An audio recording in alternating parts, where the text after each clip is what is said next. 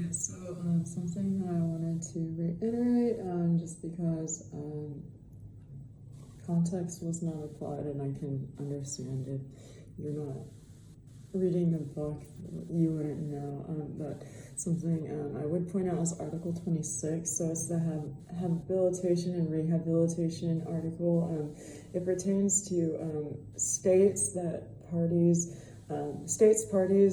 shall take effective and appropriate measures, including through peer support, to enable persons with disabilities to attain and maintain maximum independence, full physical, mental, social, and vocational ability, and full inclusion and participation in all aspects of life. To that end, states parties shall organize, strengthen, and extend comprehensive habilitation and rehabilitation services and programs, so particularly in the areas of health, employment, education, and social services, in such a way that these services and programs begin at the earliest possible stage and are based on the multidisciplinary assessment of individual needs and strengths, and B, support participation and inclusion in the community in all aspects of society, are voluntary and are available to persons with disabilities as close as possible to their own communities, including in rural areas.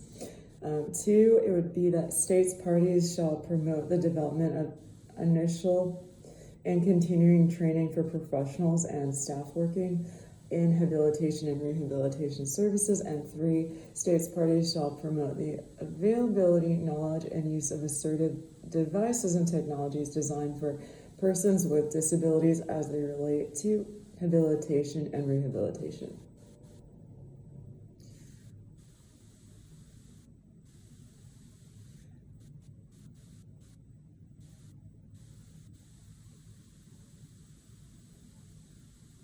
So this would be another Renaissance reference I would personally like to share. It's a really beautiful painting, and there is the title, and there's a lot you can unpack. I mean, I've spent maybe like 24 hours on maybe this painting and this painting and maybe like two others in a classroom with a professor. So I do recommend that you do some research on the still lifes that I'm mentioning. So these like really dramatic scenes by Dutch painters, and there's really a lot to talk about. I mean, I've gotten my share of writing somewhere on these particular ones, but I do encourage you to find what interests you and see if there isn't something that you want to talk about or dissect, since it is still going on today. Another resource, and it might not work as well as I anticipated initially because I'm using it to prop my book here, but go ahead and attempt to share this with you as well. Let's see if it's... Okay, so this is another book, and it's kind of a longer, denser book. It doesn't scare me, it just doesn't pique my interest to sit and slowly devour a book. Like, carrying it around is heavy, pulling it out is kind of awkward to be the person with a really thick book.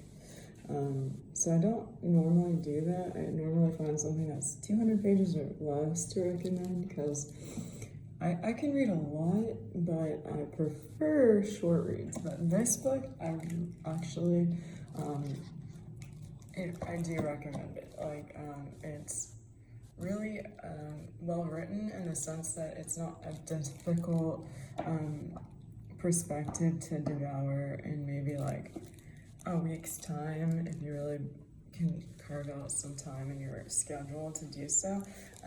There's some really interesting aspects, linguistics and so forth, and like kind of in the same themes of these exchanges that were taking place. It is going over all of basically the same content. an official author, not just me. So this guy, Jared Diamond, is a professional writer. He's the winner of the Pulitzer Prize for this book, Guns, Germs, and Steel, answering the question of why the peoples of certain continents succeeded in invading other continents and conquering or displacing their peoples. So for this new edition, Jared Diamond has written a fresh chapter on Japan, a leading powerhouse of the modern world, placing it within the analysis of the development of civilization. So Bill Gates, specifically says it's fascinating, lays the foundation for understanding human history. The scope and the explanatory power of this book are astounding. That's the New Yorker. An ambitious, highly important book, says James Shavir, the New York Times Book Review, a book of remarkable scope, a history of the world in less than 500 pages, which succeeds admirably where so many others have failed in analyzing some of the basic workings of cultural process. So once again, cultural process is assimilating an area with new goods and services through the means of mercantile exchange. So one of the most important and readable works on the human planet, and that is what I was trying to communicate. So that's a really great way to say it. Thank you, Colin Renfrew. Nature. So one of the most important and readable works on the human past. A wonderful, interesting book, Alfred W. Crosby of the Los Angeles Times, and this is the winner of the Phi Beta Kappa Award in Science. So it is really credible. It is another little thing here that says the fates of human societies.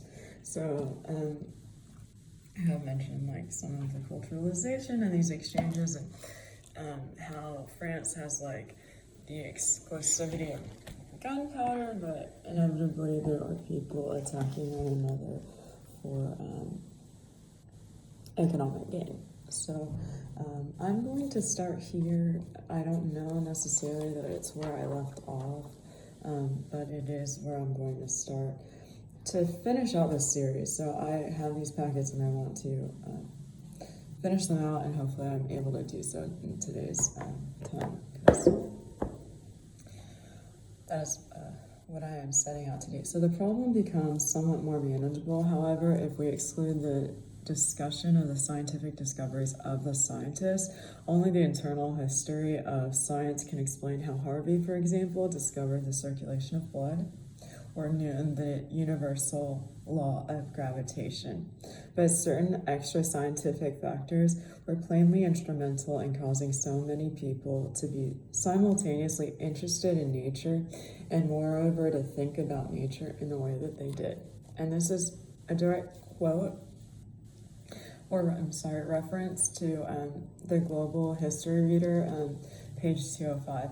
In simplest terms, the text explains the movements of Enlightenment to begin to exclude the Impressionists. So James McNeill Whistler, an English famous for his work in 1869 and as an artisan that begins to craft the famous armchair, a furniture piece that was seen as a feat of modernity in the urban middle class. The everyday life of about 1885, designed by Arthur Haygate MacMurdo from English Rule, between date range 1851 to 1942, made his way, though commerce funded by E. Goodall and Company, Manchester, again in England Rule. And this piece, considered upholstery, was designed by Aber P. Holmes. So English between date range 1864 and 1960. This was made by Simpson and Godler. English active, date range 1884. So from common materials like satin, wood, and brass, which the text describes to be part of the nobility, but kept in circulation with the caste system of the time. Remember kind of how we described it and we talked about Walmart. So, and the foreign diseases that are bred in these hubs of moisture and decay, and the middle class is not accustomed to harboring with much of the original upholstery, printed cotton using inks and dye from overseas. It is a piece easy to analyze and consider for a tool of development during this brief period of time in history.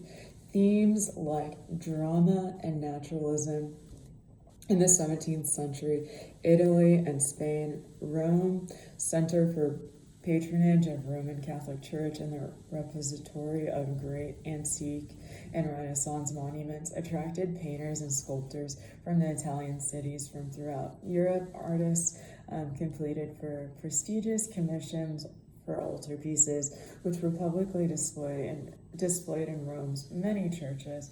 They also produced both secular and religious categories or genres of painting, such as still life and landscape. As previously discussed, medieval Christianity sponsored the Greek, as opposed to the primitive idea of rationality ordered universe, which made the orderly investigation of nature seem possible. Scholastic trained Western intellectuals in exact thinking. So the Renaissance and the Protestant Reformation also prepared the ground for scientific revolution, not by design, but by an indirect consequence of their thinking. And this is a paraphrase from Global History Reader, again, the book, page 208. So most notably, a Marxist named Mixman Pianoforte, around date range 1897, becomes known for having designed work by under Mackay Hugh Bailey Scott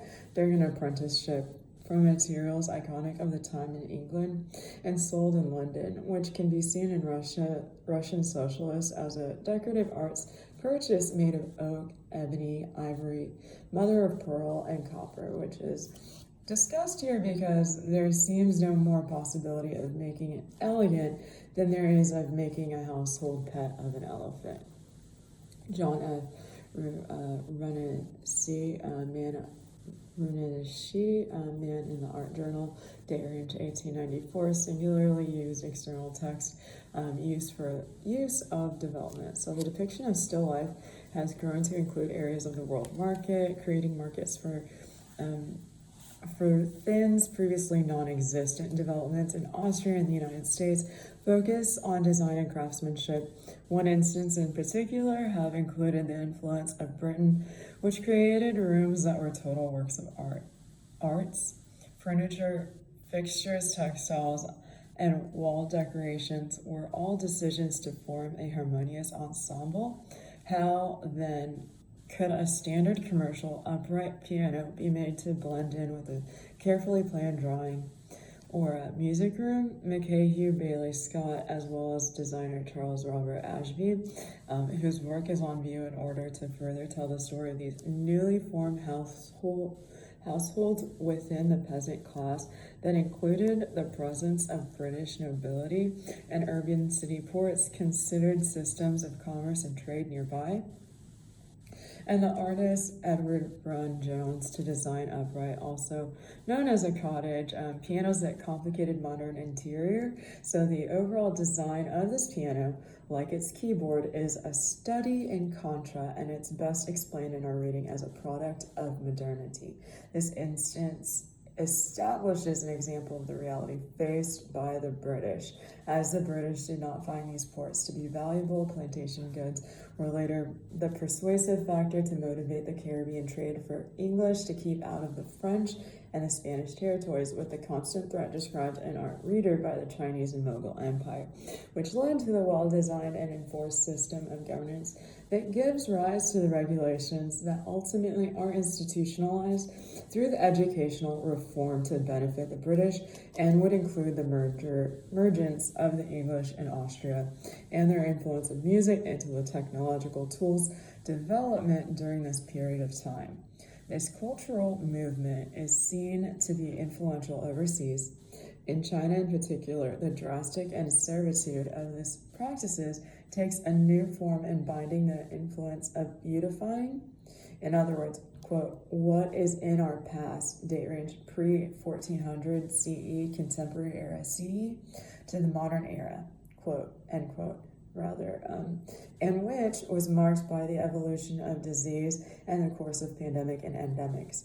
a wildfire of disease that spread from state systems and created political entities and medical advancements is summed up to be the, quote, distant imperial system, which was their increasing exploitation of long-distance ocean routes, end quote. These trading empires undergo the climate change and trigger mass invasions by the nomadic people into more sedimentary societies like China.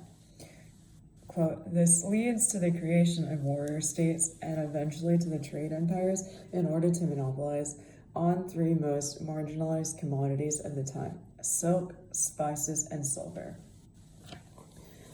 In Japan, these goods are the basis, quote, for the idea that the world economy was based on no infinite amount of materials. Wealth accumulation meant, in effect, wealth deprivation of other societies. Each empire sought to hoard as much of the world's marketable resources, end quote, so commonly crafted by artisans, as previously emphasized. Biotex, folding screens of screens in around Nara and Kyoto, assembled during this time, illustrated by a pair of 6-panel screens with modern materials like ink, colors, and gold on paper, begin to fill the galleries throughout the empire and are seen as signs of nobility, without much religion, novelty, and begin to be sold to private vendors within the most recent century to American families that, like that of the Western family here in Houston. So I'm in Pearland, but Houston isn't so far away.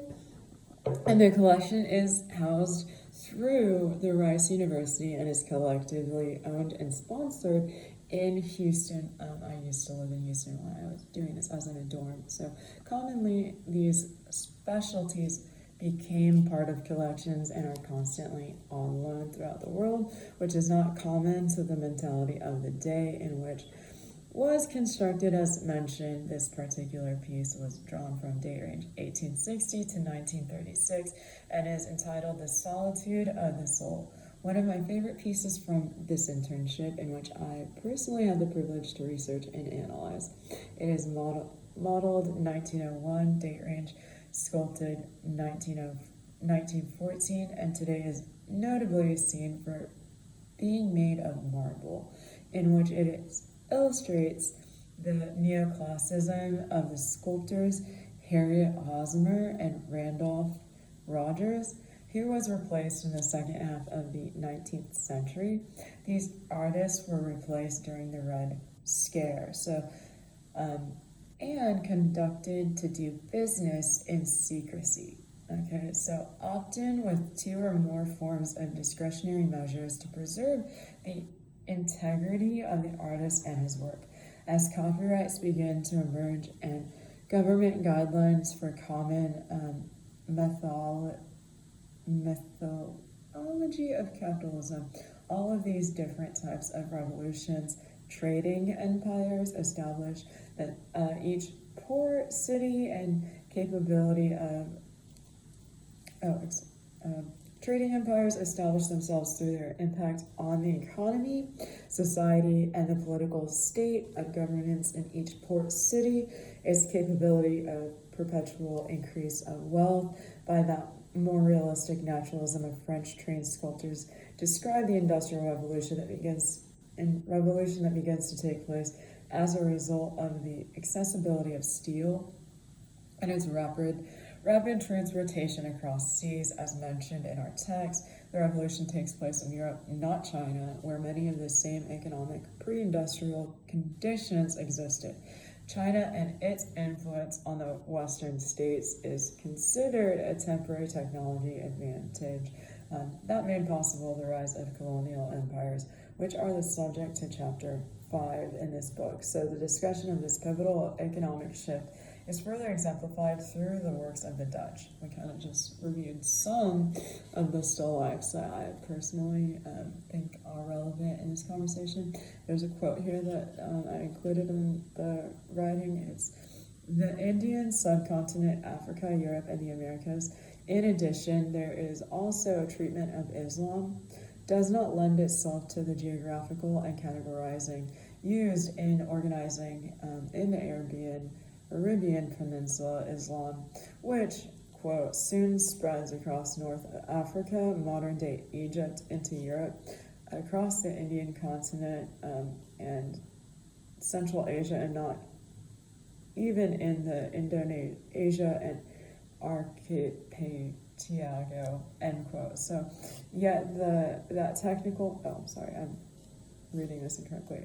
Yet that technical difference hardly would allow its exclusion from its group, given the enormous impact of the Islamic faith both then and now, end quote, rather. So the focus of broad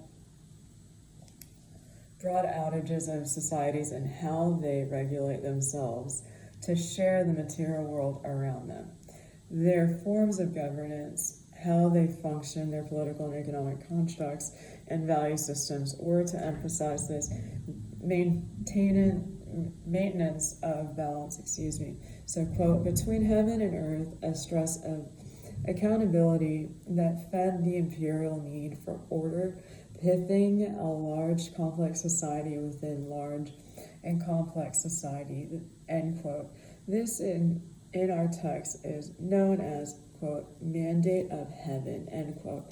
It goes as to describe the Song dynasty, date range 960 CE, which underwent an impressive growth during the maritime trade, as we previously discussed, the cultural production and exquisite porcelain, known for its invention of printing during this brief period of time, its emphasis of traces of subject which were satirical and common in the 1500s, during this Western invasions, which began in numbers that gave grave numbers and represented no immediate threat to the, quote, the great imperial system, which we just mentioned, end quote, which our text is deemed to be the greatest imperial system on the face of the world.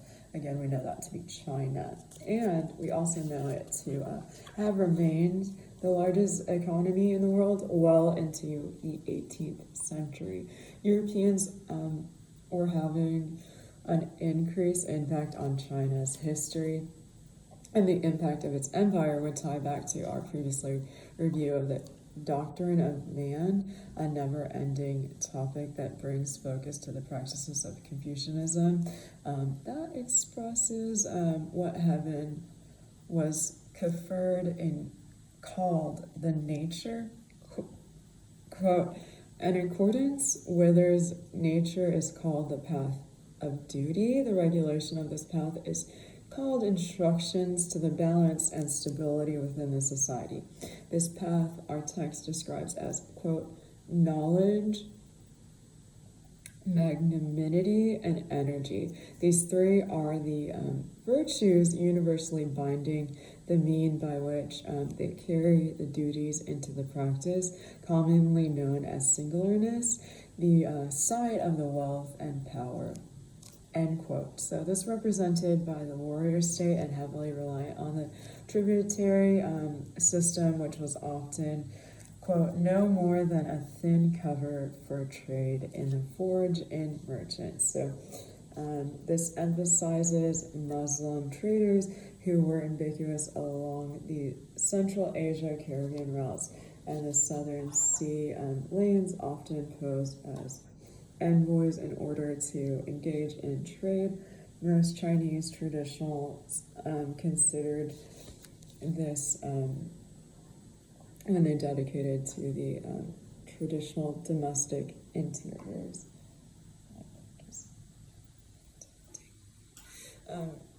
Avians in our text are described in Indo-European, quote, pastoralists who migrate into northwestern quadrants of the subcontinent, date range about 1,500 years before the contemporary era. It is easy to infer based on our text that the modern era dated mid-18th century, which took place in Naples, Italy, includes famous artists most commonly discussed in classrooms today, like the reemergence of Claude Monet, a French nobleman who became popularized during date range 1840 to 1926. His work Apples and Grapes answers the Crimea, which our text renounces as, quote, one of the political fragmentations in the contemporary era, end quote, and owed the collapse of Rome's Western Empire in the 8th century. So this is another quote. The region was marked by a crazy string of kingdoms, principalities, duchies, etc., and a strong centralized rule, end quote, which Claude Monet depicts through Impressionism that emerges during the 12th century when these themes finally begin to be part of the characterization of the society among the European empires. So Monet probably painted this and other still lifes during this 19th century, knowing that they would be more readily marketable than his landscapes. In Apples and Grapes, however, he employed the same complexity of color, light, texture found in his most impressionist landscapes. This particularly evident in the extensive cloth surface and play of light on the horizontal brushstrokes, indicating the folds in the tablecloth. This recalls earlier canvases in which Monet used similar short horizontals of variegated colors to suggest water ripples in the sunlight. European art, so 15th to 18th century, begins the conversation with French descent during date range 1787-1788 to establish classism and nature as previously discussed. Important to note, but not to be included in this work solely for emphasis, works were painted by classics like the obelisk. This painting is one of the 4 depictions of architectural fantasies that were commissioned by Hubert Robert, commissioned by the Marquis de Lombard for his elegant courtesy estate at Merville, south of Paris. It features a grandiose vaulted space that frames an obelisk with peristyle closing off the distance. Through years of study in Italy, Robert aborted the vocabulary of classical architecture and sculpture into his own imaginative language. Here, the female figure in the central niche is based on a 1st century Roman sculptor that the artist would have seen during his stay in Rome. Francisco Mocchi, Italian during date range 1580 to 1654, carved the bust of a youth, St. John the Baptist, most likely than not.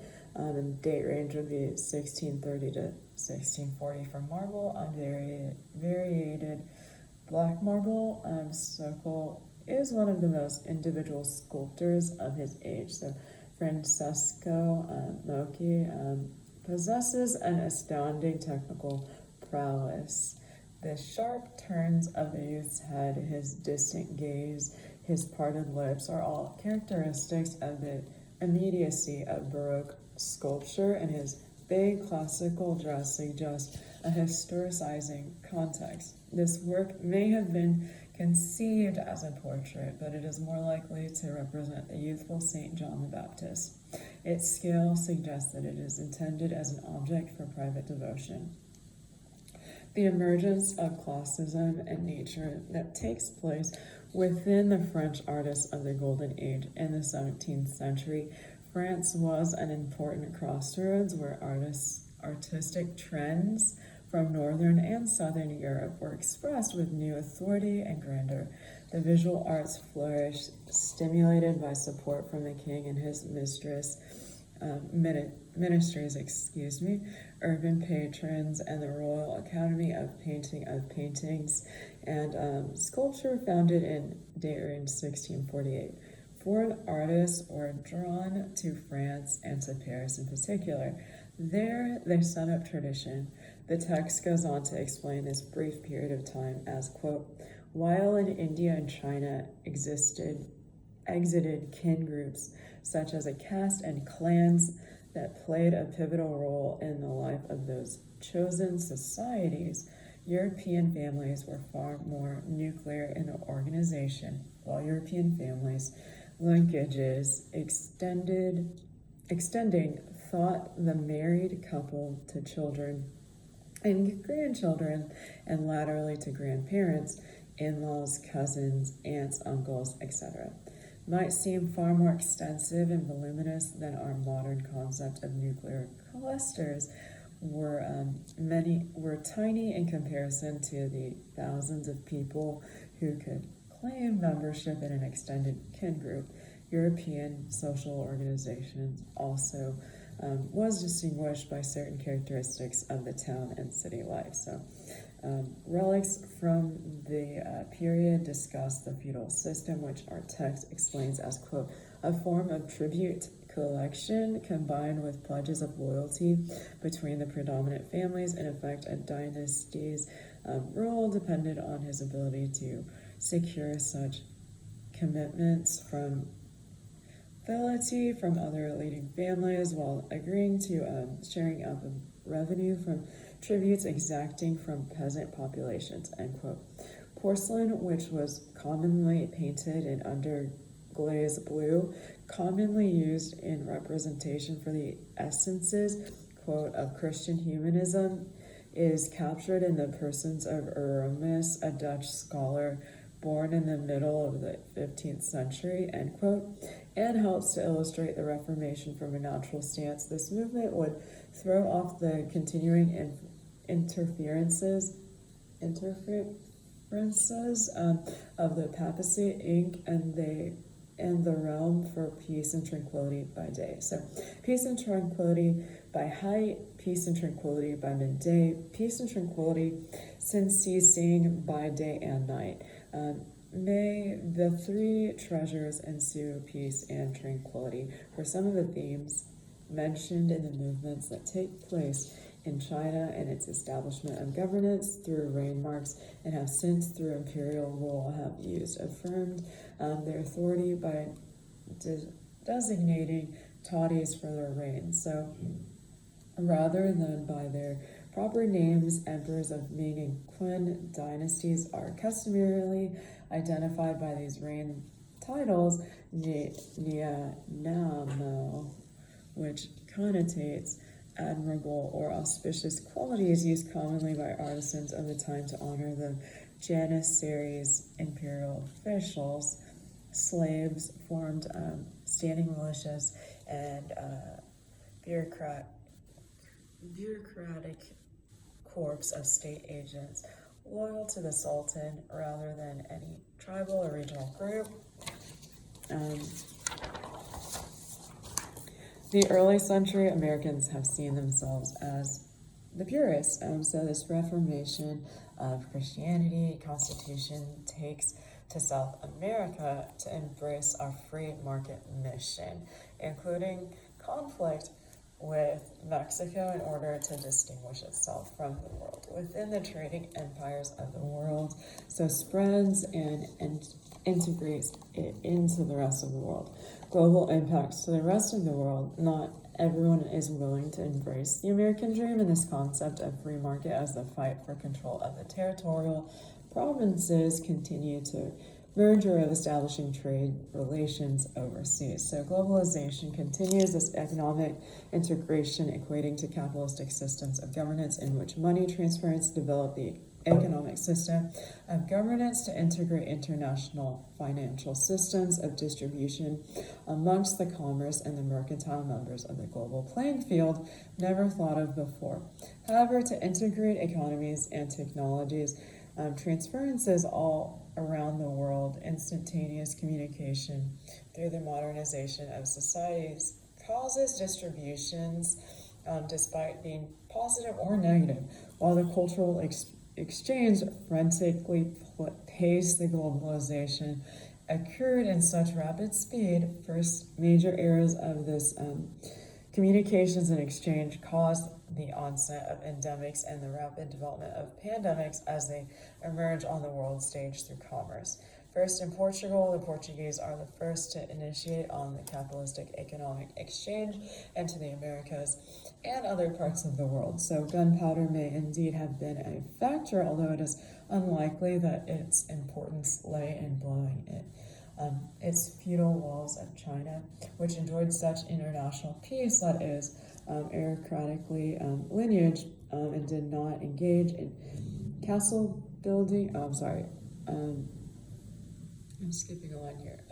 International peace that is aristocratic lineage and not engaged in castle building or architectural style, because rather in a brutalist building of sorts typical in Europe. Thus, China did not have any feudal fortifications to blow up the wall of China, designed to keep steep nomadics from invading China, because however, the exchange of the monopolized gunpowder creates the value necessary of the commodity to pursue culture and mercantile exchange in parts of the world never previously exposed to the disease.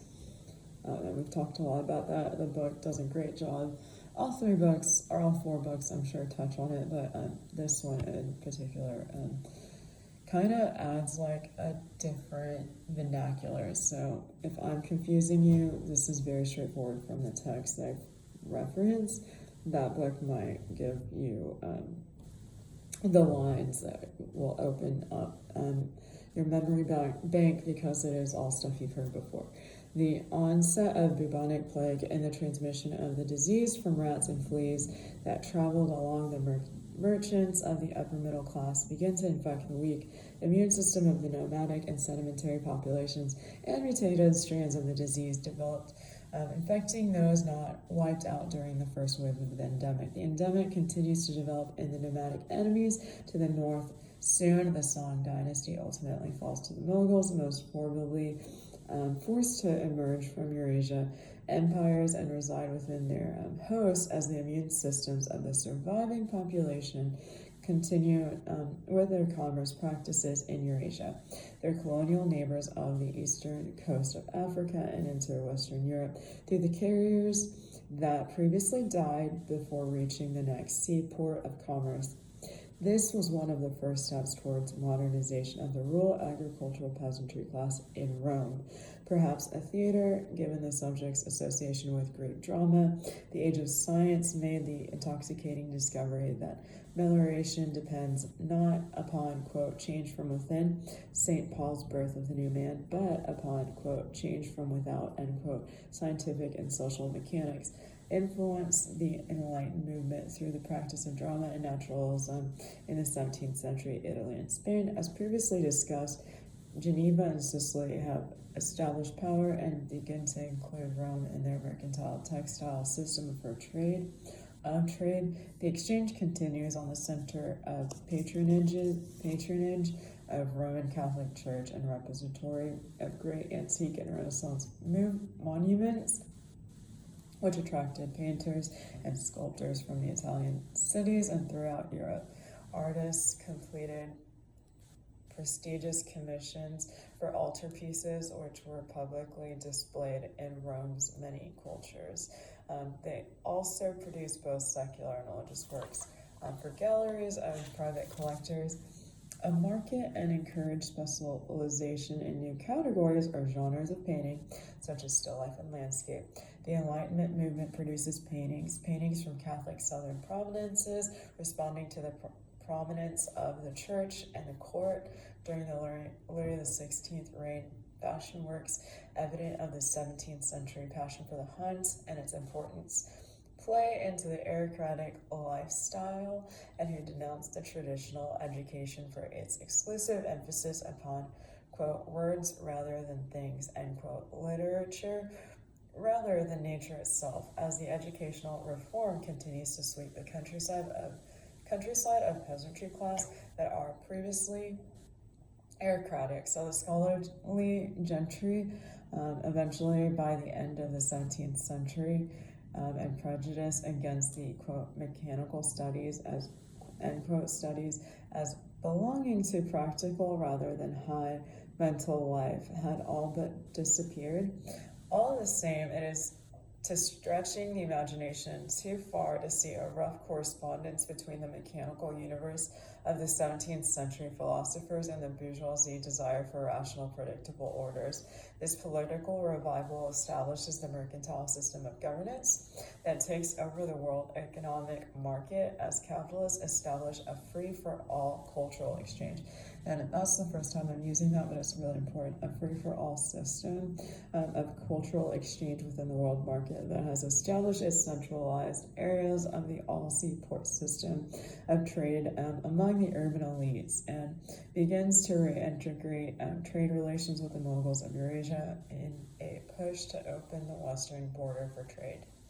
The emphasis on religion in the spread of Christianity creates war with Mexico as the concept of manifest destiny in large part continues to be combated by the spread of disease. The large commercial empire's expansion from the American territories creates an established economic educational reform to transform the economy, defy the social structure of consumer paradise and the world's visions for a capitalist world economy. This idea of good versus evil, the illusion, is a theme within the anti-globalization movement that takes power in the late 80s.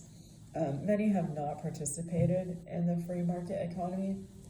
However, NAFTA political leaders see this as a major threat that will result in losing major political affluence. So this takes place in Bolivia, Venezuela, and Chile. So during this exchange, the scare of a third wave of the pandemic emerges and is concentrated within the confines of the free trade areas of textile world markets that are being controlled by corporate investments and create a system of educational reform with initiatives to feed the poor and establish social security for the most vulnerable and susceptible population of the world.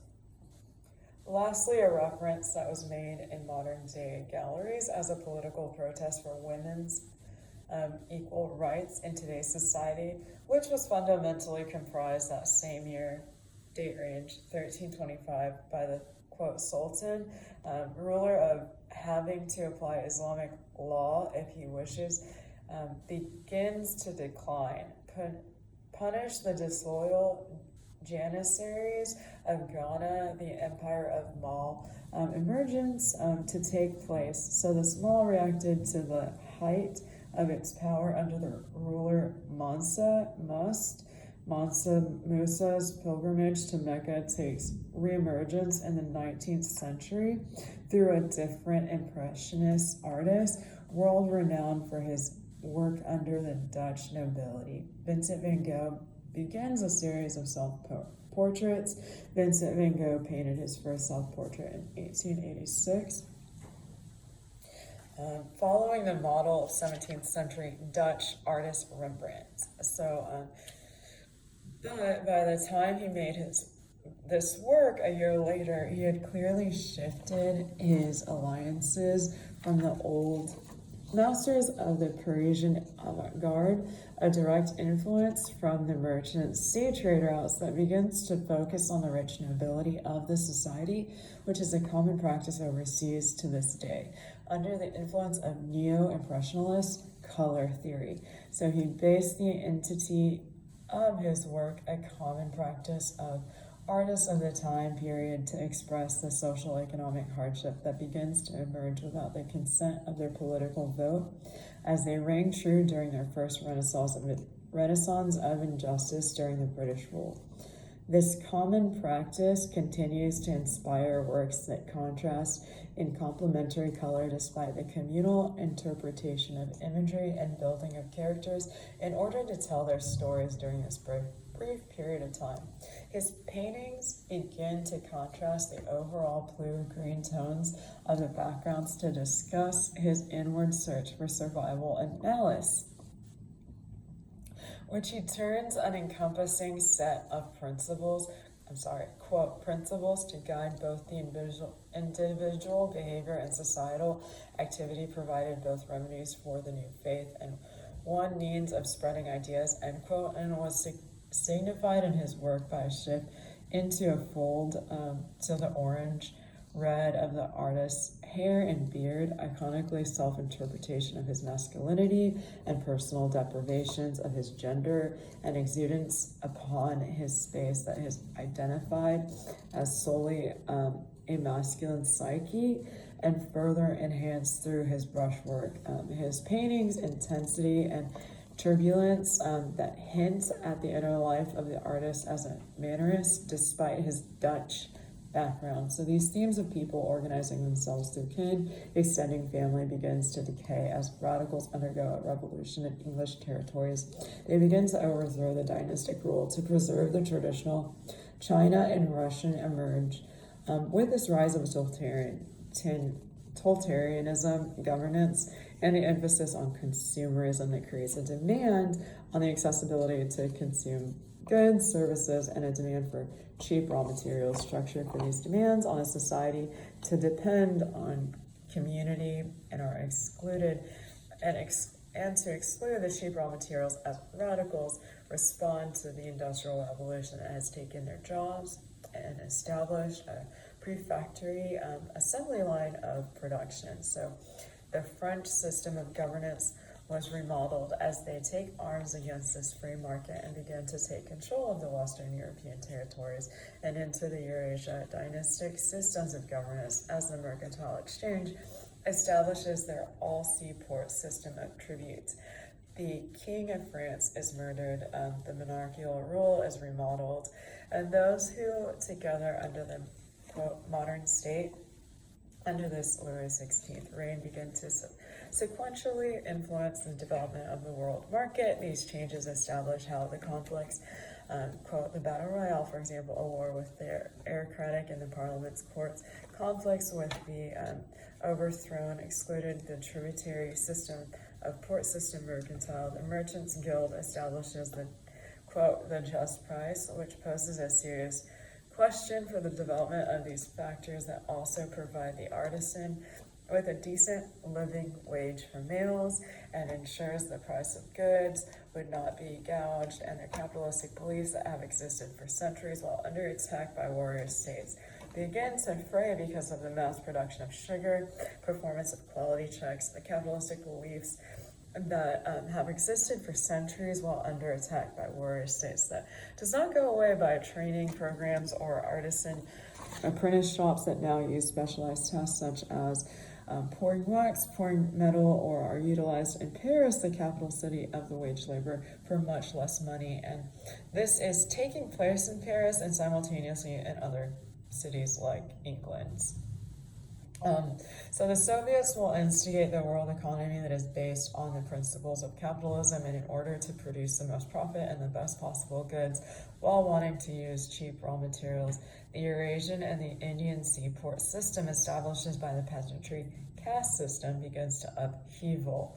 All of these different types of revolutions, trading empires, wage labor help establish the world in which they are soon put to a test of strategy with World War II, the Great Depression's emergence in less than a decade of these political power struggles of India and European submission to the English and Russian and Japanese feudal systems established trade relations on the world stage, aiding the women's opportunity for some sort of political order within the global trading market. Everyone is left to fend for themselves in order to outlive the pandemic they are unable to avail. So the established imperial system of governance begins to participate in trading empires. Song Dynasty, which underwent an impressive growth during the maritime trade, during date range 1500s industrialization, which represented no immediate threat to the greatest imperial system on the face of the world, China, and remains the largest economy well into the 18th century. The imperial empires undergo the climate change and trigger mass invasions by nomadic people into more sedimentary societies, such as China, which becomes decentralized. Competitive societies as this reconstruction of lineage groups creates productive methods for feeding vast numbers of the population and supplies raw materials like steel during the continued civil wars that break out as the urban aristocratic lineage groups fight for their property rights and demand more control from the state as they begin to open the door to rapid industrial trade across Western Europe and to the long-established ports of East Africa and Asia. So Europeans were having an increased impact on China's history, and the impact of its empire would tie back to their previous review of the doctrine of man. So a never-ending topic that brings focus to the practices of Confucianism, that expresses what heaven was conferred and called the nature, quote, in accordance with nature is called the path of duty. The regulations of this path is called instruction to balance and stability within the society. So the revolution of the world market takes place in Europe and not China, where many of the same economic pre-industrial conditions existed. China and its influence on the Western states is considered a temporary technology advantage that made possible the rise of colonial empires. The discussion of the pivotal economic shift is further exemplified through the works of the Dutch. Quote, the Indian subcontinent, Africa, Europe, and Americas. In addition, there's also a treatment of Islam that does not lend itself to the geographical and categorical used in the organizing of the Arabian Peninsula Islam, which, quote, soon spreads across North Africa, modern-day Egypt, in Europe, across the Indian subcontinent and Central Asia, and even into the Indonesian archipelago. Yet the technical difference hardly would allow its exclusion from its group, given the enormous impact of the Islamic faith both then and now, end quote. The focus of broad outrages of society and thought they regulated themselves to share the material world around them, their forms of governance, how they function, their political and economic constructs and value systems, or to emphasize the maintenance of balance, quote, between heaven and earth, a stress of accountability that fed the imperial need for order, pithing a large, complex society within large and complex society, end quote. This is in our text, and it is known as the, quote, mandate of heaven. It goes on to describe virtues universally binding and means to which by they carry these duties into practice, commonly known as singularness, the side of wealth and power represented by the warrior state and heavily reliant on the tributary system was often, quote, no more than a thin cover for trade in the forge and merchants, end quote. This emphasizes Muslim traders who were ambiguous along the Central Asia caravan routes and the southern sea lanes, often posed as envoys, quote, in order to engage in trade. Most Chinese traditions considered this engagement in trade. Most Chinese tradition considered this practice an abuse and tried to stop it when they detected it. So this, quote, traditional domestic interior, Willem treated the middle class, rather elegant, generalized types, specifically Tang Dynasty, predominantly comprised of the elite aristocratic, but that of the Song was not. Due to accessibility of gunpowder, aggressively primitive acquisitions occurred without the Chinese aristocrats. In Japan, these goods are the basis, quote, for the idea that the world economy was based on no infinite amount of material goods. So wealth accumulation meant, in effect, wealth deprivation for other societies. Each empire sought to hoard as much of the world's marketable resources, end quote, commonly crafted by the artisan. So gunpowder may indeed have been a factor, although it is unlikely that its important lay in blowing its feudal walls. This instance establishes an example of the reality faced by the British, as the British did not find these ports to be valuable. Plantation goods were later the persuasive factor to motivate Caribbean trade for the English to keep out of the French and Spanish territories with a constant threat. So this illustrates the neoclassicism during the second half of the 19th century. These artists were replaced during the Red Scare and conducted to do business in secrecy, often with 2 or more forms of discretionary measures to preserve the integrity of the artist and his work. As copyrights, and this is very, very important, as copyrights begin to emerge, and as you know, copyright law basically guarantees you ownership over any piece of writing or material art for 10 years. I think with Disney they said 100, but once it's like it expires, it's free game. So anybody can really capitalize on your work. So it's important to go ahead and get the copyright, because you can always argue and usually win to get your money back. An instance of this that was really interesting was when Ted Cruz was running for office, and the domain to his website expired, and Trump bought the website right at midnight and had that website or that domain redirect to his website for his campaign. So things like that keep kind of resurfacing, but I am going off on a tangent there, so let me get back to the text here.